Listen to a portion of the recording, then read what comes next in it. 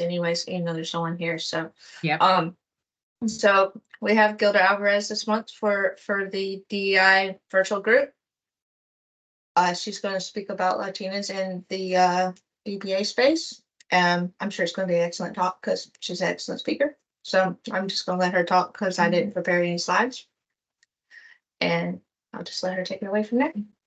Have fun. Can you hear me? Yes. Can you see me?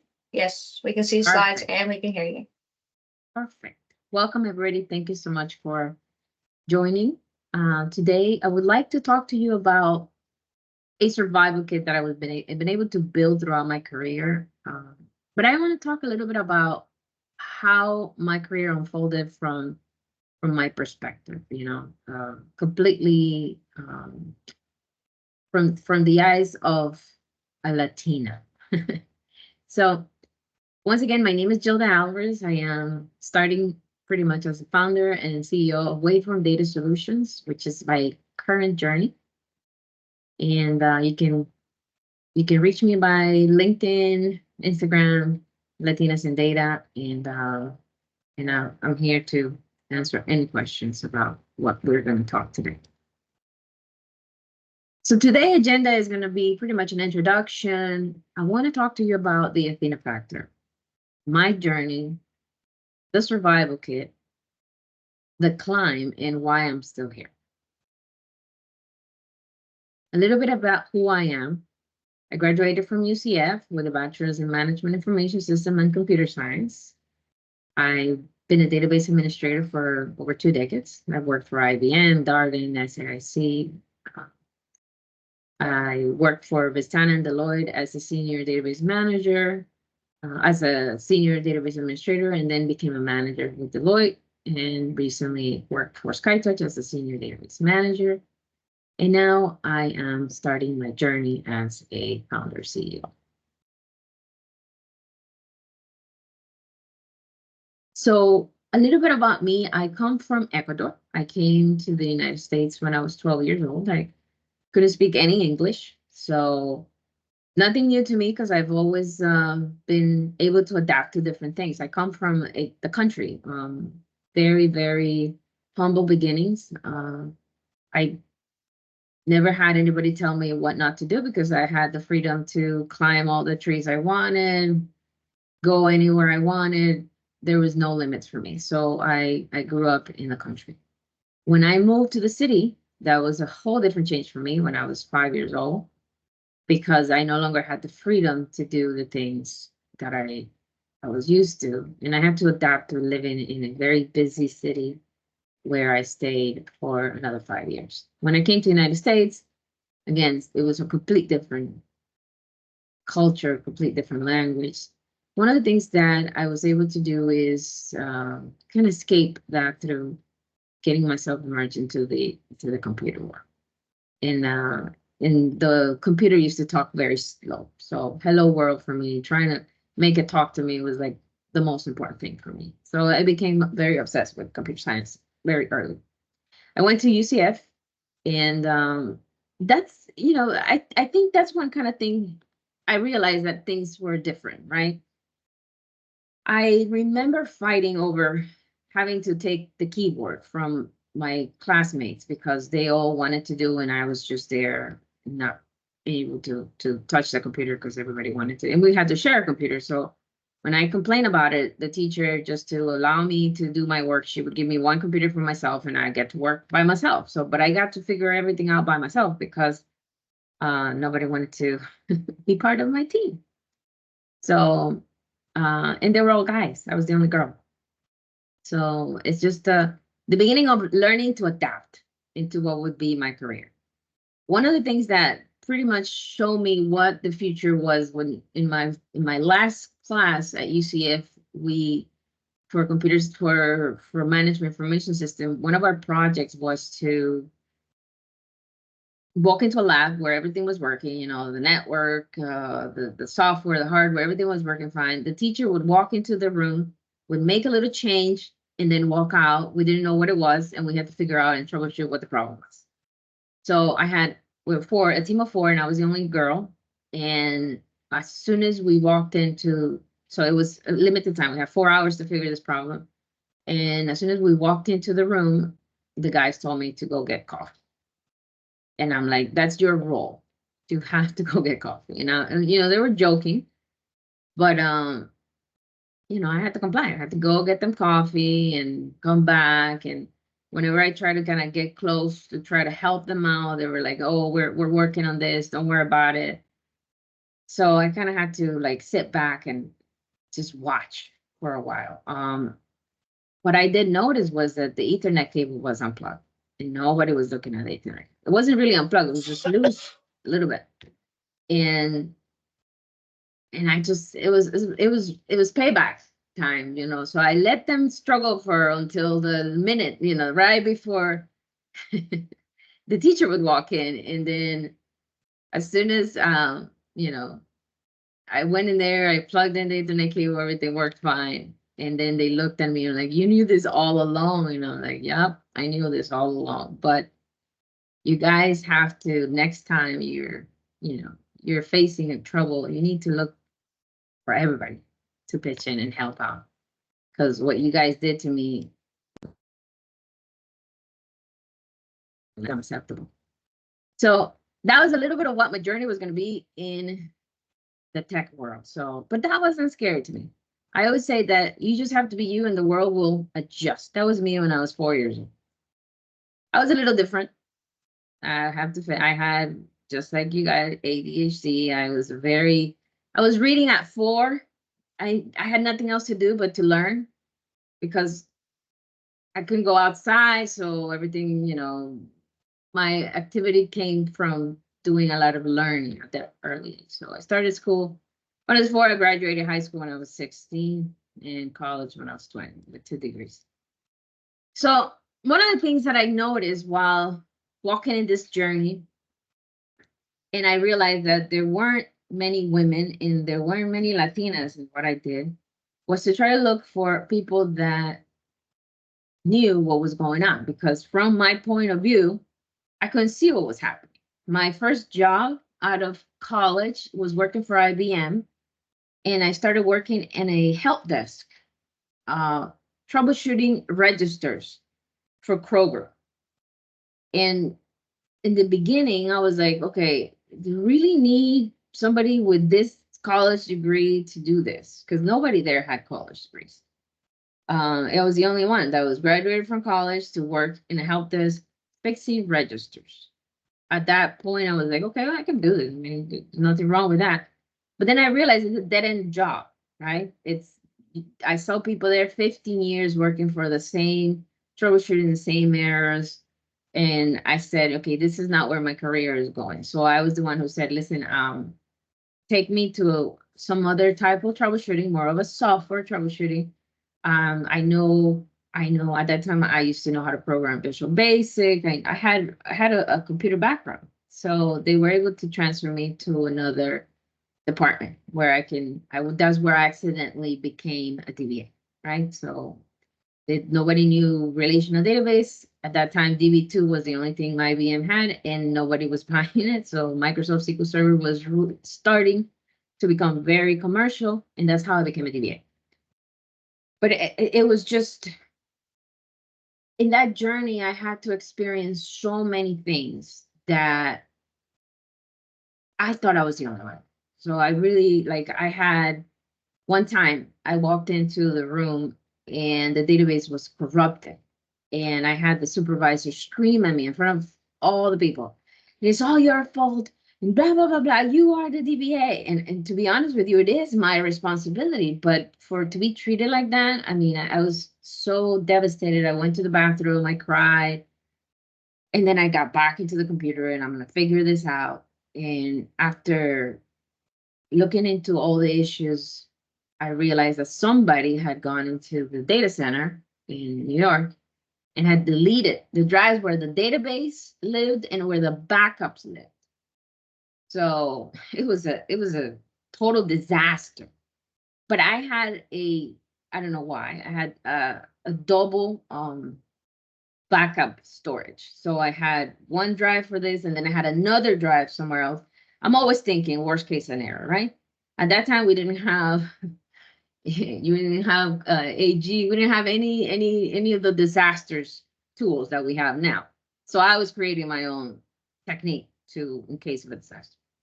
And so I was able to restore their environment. It, saved millions of dollars. It was one of the largest clients that IBM had. They were very pleased. They gave me money. But what they didn't do is they didn't apologize for the way they treated me and how everybody just looked at me with kind of like, um, how can this be happening in IT, right? Nobody said anything. So I went to HR at that time and I said, I cannot work with this gentleman anymore. This is unacceptable. Um, he didn't like Latinos. I was not the right person to be at that moment for him. And so in order for me, they put me into another team and they didn't do anything to him because he's been in the company for 30 years. So I decided, let me stay out of this toxic, and I took the night shift. So I was working night shifts, and then I didn't have to deal with it. And it was a tough time, but around that time is when September 11 occurred. And then everybody got to then go work from home. Back in 2001, when there was nobody working from home. We were the lab rats who worked from home at IBM. But in actuality, what it did, it took me out of that toxicity. It built a bubble around my career where people got to see what I could produce, results I gave, and not have to deal with the toxicity of working in a male-dominated environment. But at the same time, you didn't build the relationship, you didn't build the foundations to continue to continue to grow in a corporation. So 8 years later, I got laid off, right? So these are the advantages and disadvantages of working from home, because you don't get to build those relationships. To me, it was an advantage because I didn't get to live the toxicity of working in this male-dominated environment.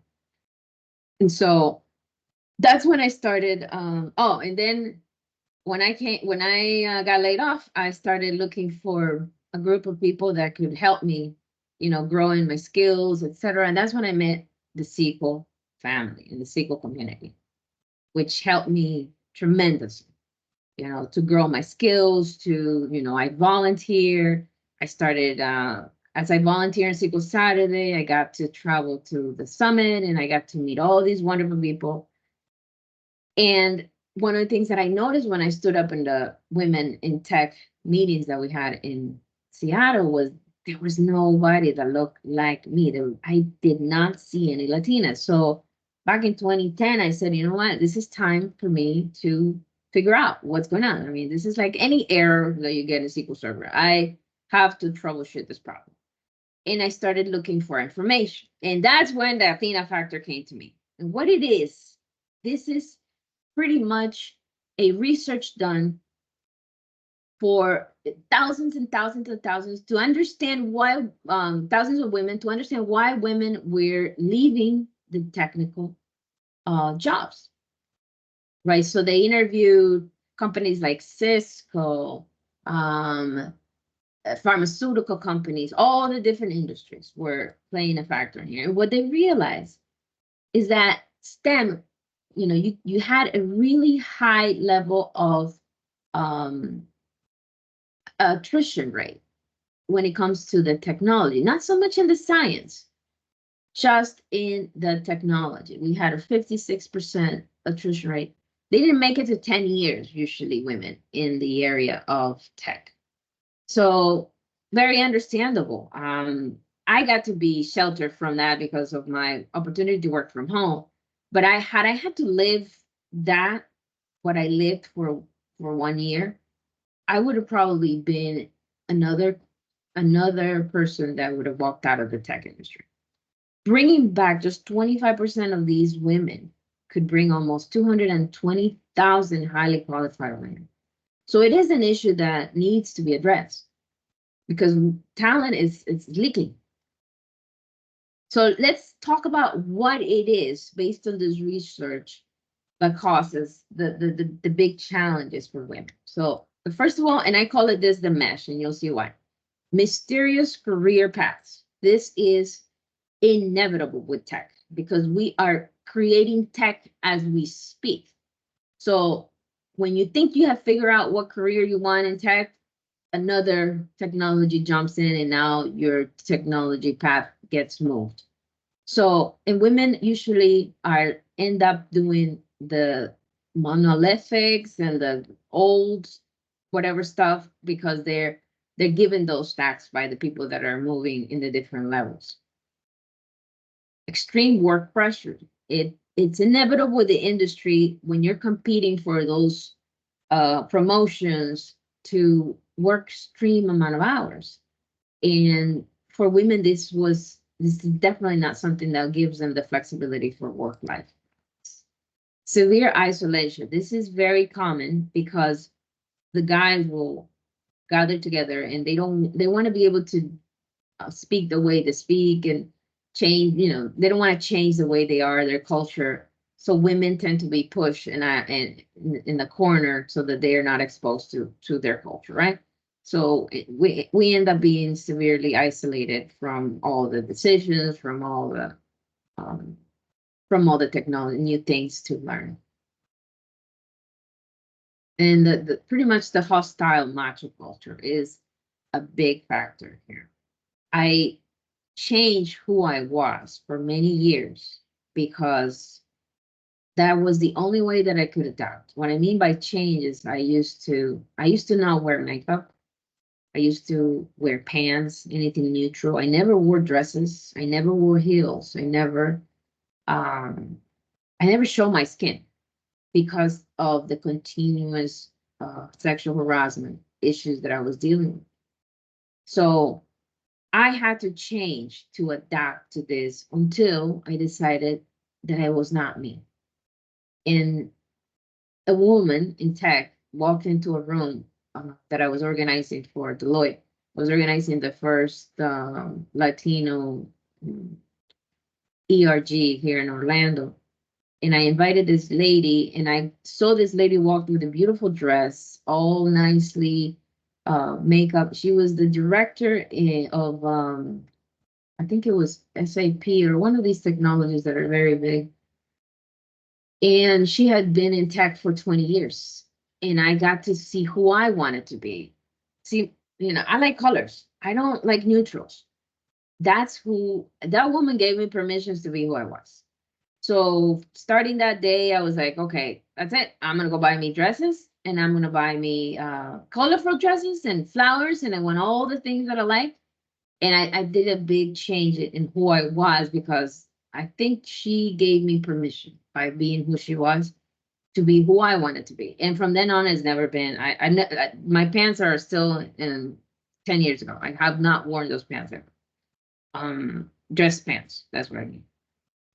But I think we have to do so many changes in order to fit, and it's time for the culture to allow us to be who we are. And I love what you do when it's come as you are, when you in the invitation, because we don't have to change. The world will have to adapt to who we are, because we are really who bring the talent and bring the solutions in tech. Personal challenge that I had to face: discrimination and harassment. And this is, unfortunately, you cannot change people. You can try to navigate, you cannot change people's bias, you cannot change. I remember walking into a room on a Saturday morning. We had another disaster. There was always disasters situation. So this one, I walked in jeans and t-shirt and ponytail, and the gentleman told me the cleaning room, the cleaning room is at the end of the hallway in front of everybody.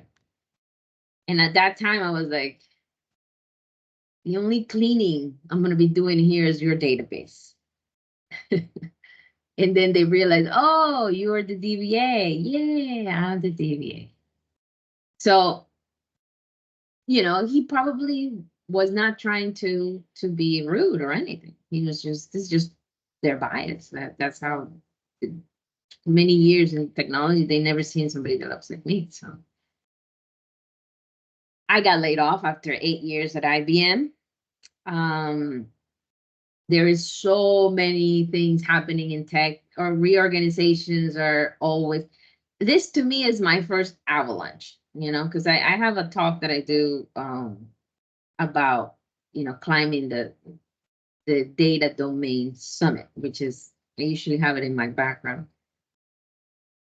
You're going to have all these things when you're climbing anywhere in your life. You're going to have layoffs. You're going to have so many things, which are the challenges that we all face as humans. We all face the same issues. We're not robots, right? With layoffs, what happens is many people become those organizations. Their identity become that. So it's like they take the rug under your feet, and you're unable to hold. So to me, at a very early, I was 27, 28 years old. I thought I was going to be an IBM for life, right? So nobody tells you that these things are going to happen. Then you start learning how to adjust to them.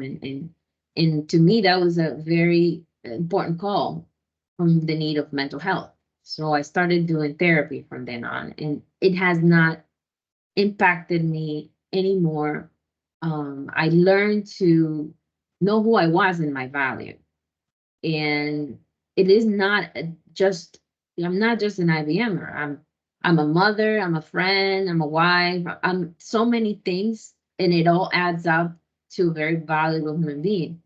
Than having my thought that 100% of my identity was IBM. So the moment that an IBM tag is away from me, then I no longer am 100%. So you have to learn to know yourself and your value, not only in jobs, but in relationships and in everything. You have to know who you are. Having a divorce right after layoff, and had single parenting, all these challenges that women face, and we have to go and be productive and be 100% every time. These are things that um, I learned to use my survival kit in order to overcome losing a loved one and medical setbacks. These are the things that all of us in a certain point in our life we're going to face. And knowing how to navigate those, and knowing how to have your survival kit to be able to, face these challenges is going to help you not only in your career, but also in your personal life. So we're going to go over the survival kit. And it pretty much has 4 areas. One of them being the importance of building a support system. Having asking for help is one of the first things that we tend not to do, because we feel imposter syndrome. Well, we can do it all ourselves. And you don't understand how many how many guys ask for help and not many women. So I always stress, there is no stupid question. It's the only one that you don't ask. That's a stupid question. Ask all the questions you have. Not only that, ask people to help you. Reach out to people, find a mentor. So find somebody that can guide you where you need to go. Find your tribe. Find people that are all lined up in the same career focus that you have, so that you can learn from each other.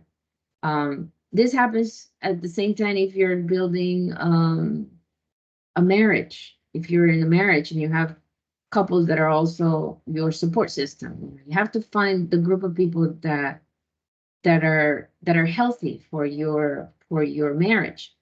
Or if you are raising kids, find the healthy people that are also raising kids. So I call it like my islands. So I have my church moms, I have my dancing moms, I have my stay-at-home moms. I have so many groups of friends that are there to achieve one specific goal, raising a child. It takes a tribe. It takes a village. Eh, so building that support system is so important. Your own family becomes one of the strongest support systems. I can't stress enough how important this is. Take control. This is something that people, it is the hardest, but it's the most important thing that you need to understand. You have absolute no control of the market, the economy, the jobs, the health. You have no control of anything. The only thing you have control is yourself. What you're going to do with the things you have and the decisions you make. So learning to say no is critical because as you continue to climb, as women, we tend to want to help everybody and do everything, and it is just stressing you out. You start generating so much cortisol that it starts destroying your own health. So you need to learn at what point to say no. And it could be, no, I'm not going to the party because I'm just tired. I worked all night. I need to rest. Learning to say no to extra work. When they give you extra work because, they know you can do it. But hey, don't, if it's something that is that somebody else can do it or you can train somebody, just learn to delegate things so that you're not so overwhelmed because you have to invest in your mental health and your sanity. And if you're overwhelmed, you're never going to perform to the best of your capabilities. Same thing with your health. You have to consider your health as your number one because without your health, you're nobody. So you have to take care of yourself. Avoiding toxic behaviors and people that are going to take you into the wrong direction, right? So it's a cleaning process. What happens when you want to take control in your life? It's a cleaning process to filter anything that enters your body, that shares your space, and making sure that you don't overwhelm your body. Expect to fail. This is a mental exercise. I always tell people, don't be afraid to fall. And if you fall very fast. Starting my own business, starting a new job, don't be afraid to make mistakes. Once in a lifetime, we've brought down a production database. Who doesn't? That's just human error. I have. I haven't done it in the last 20 years, but when I started, I didn't know what I was doing. So you have to learn that failing is inevitable, especially when you're climbing, right? You're not going to go nice and smooth climb, right? So learn from your fall. That's the most important thing. That is what's going to guide you. And of course, get up, get back to it. Don't wait too long because your muscle memory, you need to continue to work your muscle memory. And last but not least, accept discomfort. People that are not used to the idea that we are in a field that is a continuous learn should not be in this field, right? Because today is cloud computer, tomorrow is quantum computing, the next day, I don't know, some new computing, things will continually evolve and you have to continuously learn. So accept it. Accept that you're going to have to do this. Also, network. Some people are very introverted. I happen to be introverted, but I do this. I become who I am right now because I have a message and I have something that I want to do, which is to communicate these things that have helped me. So I consider myself an extrovert because of a purpose, right? And to do this, I actually had to do Toastmasters because one of my biggest fears was to speak in front of a crowd. To the point that I would end up in a hospital, with panic attacks. I didn't know what it was. I thought I was dying, but it was panic attacks. So as I continued to be exposed to a crowd, and I did it for a whole year, I was standing in a crowd.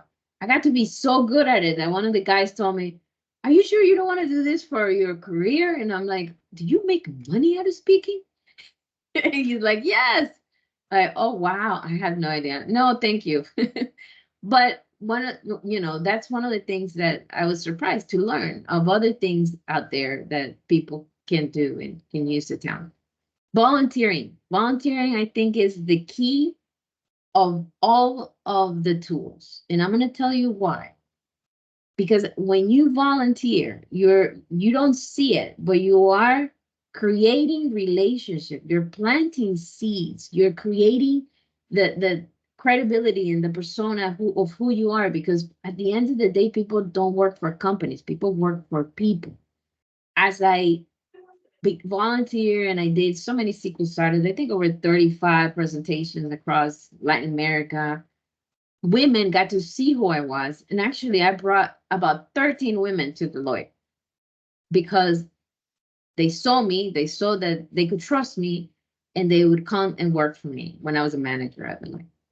And so volunteering and helping actually brought the workforce that I needed to do what I needed to do for that company. And when you're volunteering, you get to meet so many people. I still have you guys. I mean, you guys have been in my journey for 10 years. When I need something, there's Tracy. When I need to talk to somebody, an error that I don't know, I go to the source. So I love having this type of, but if you don't know about it, if you don't volunteer, if you're not out there, you're never going to be seen and you're never going to know about it. So that's why I consider volunteer one of the most important things that you need in this journey. By volunteering, I actually had my first, after the pandemic, I was also laid off. And because of the volunteer that I did, I actually got a job right after I got laid off. What else? I mentor so many women that they're the ones who they're the ones who say, you need to hire her, you need to hire her. So I have so many people, so many relationships built through volunteering that I cannot give it a quantity. It's the quality of the people that I've been able to mentor and volunteer. So here's a survival kit that I use. I didn't mention the be part of the EA initiatives. Not many organizations have these initiatives. If you don't see it, just when I went to Deloitte, I actually didn't see it. To be one of the big four companies, I was like, how do you keep your talent? Because people are going to go crazy here. And that's how I started it. I started it at the diversity, equity, and inclusion at Deloitte. And I got to meet more people, and it was such an important thing. Companies don't have it. If you don't see it, you build it. You look for the people that are into helping each other. And even if it's having lunch every Wednesday or having a day a month get together, it's therapy. It's therapy because everybody has something to say and something to want to get it out because, okay, Lisa did something to her and it just didn't go, all these things, you have to get it out of your system. And if anything, it's a therapy meeting for all of these women that want to continue climbing this mountain. So why am I still here after 2 decades? I like what I do. I like fixing problems. I like doing what I do. I like learning. It gave me the opportunity to work from home for like the last 20 years. It gave me, getting paid very well. I cannot say that I have gaps in salary. I sometimes made more than guys. And I do see where people are paid based on their talent in this industry because they need us. And if you know how to negotiate, you're going to be good. So I like where I am. So I encourage everybody to look at this mountain and not see it as sorry. This is my recent slide. I started Latinas in Data as a non-for-profit where we actually we do an apprenticeship program where we teach young women all SQL, we teach Power BI, we teach them to become data analytics using what I call it the human learning DevOps. where you plan, collaborate, you learn, collaborate, plan, automate, implement, share, empower, and cross-train.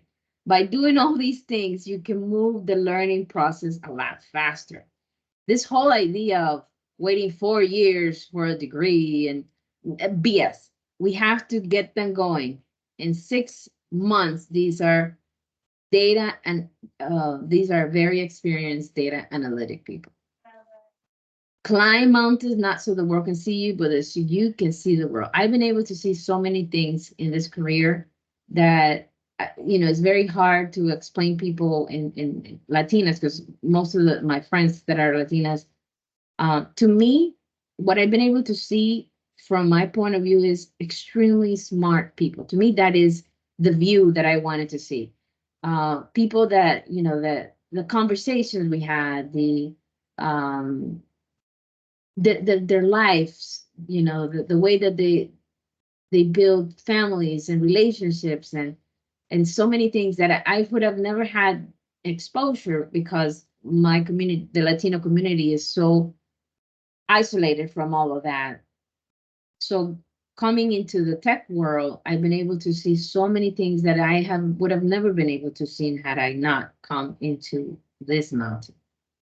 And of course, paying it forward, because that is what you in life, you have to have a purpose, regardless of what it is. You could be somebody that goes to church, or somebody that helps community, somebody, whatever it is that you choose your purpose, you have to build a purpose, because this world without a purpose is absolutely a life not worth it. So to me, the education and helping the community is the purpose that drives me every day, that wakes me every day. And I hope to continue to do this. Thank you so much for invitation. And if you have any questions, I'm here.